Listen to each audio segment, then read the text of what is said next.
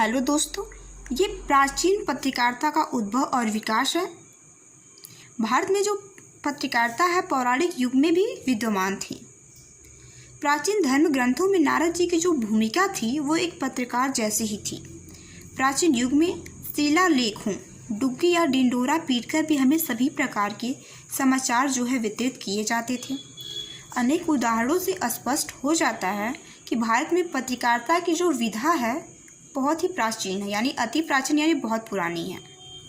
इतिहास के अनुसार ईसा से 53 वर्ष पहले जूलियस सीजर ने रोम में सबसे पहला जो समाचार पत्र था एक्टा डियोर्नी पुली रोमानी नाम से निकाला था। इसी डियोर्नी शब्द से बाद में इटालियन शब्द जर्नल का उद्गम हुआ।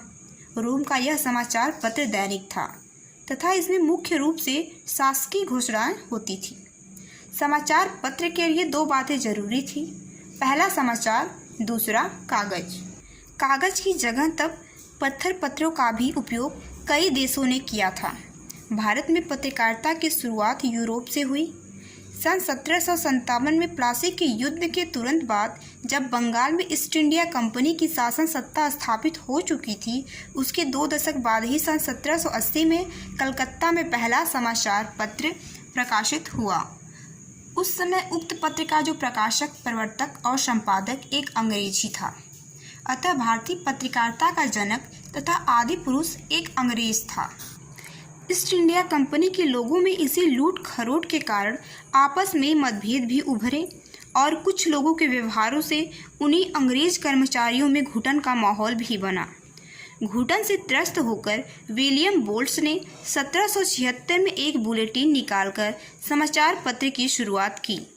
सन 1780 ईस्वी में 29 जनवरी को कलकत्ते से बंगाल गजेट के नाम से एक पत्र प्रकाशित हुआ। कलकत्ते से आरंभ होने के बाद 1785 में मद्रास कुरियर, बम्बई से 1789 में बॉम्बे हेराल्ड निकाला। 1790 में बम्बई से बॉम्बे कुरियर का प्रकाशन शुरू हुआ, जिसका नाम परिवर्तित करके बाद में टाइम्स ऑफ इंडिया कर दिया गया। इसके बाद मद्रास, बम्बई व कुछ अन्य जगहों से कुछ और समाचार पत्र निकले, लेकिन अंग्रेजी हुकूमत का विरोध होने के कारण इन्हें बंद होना पड़ा। भारतीय पत्रकारों के प्रेरक राजा राम मोहन राय को पत्रकारिता के संदर्भ में सदैव याद किया जाएगा।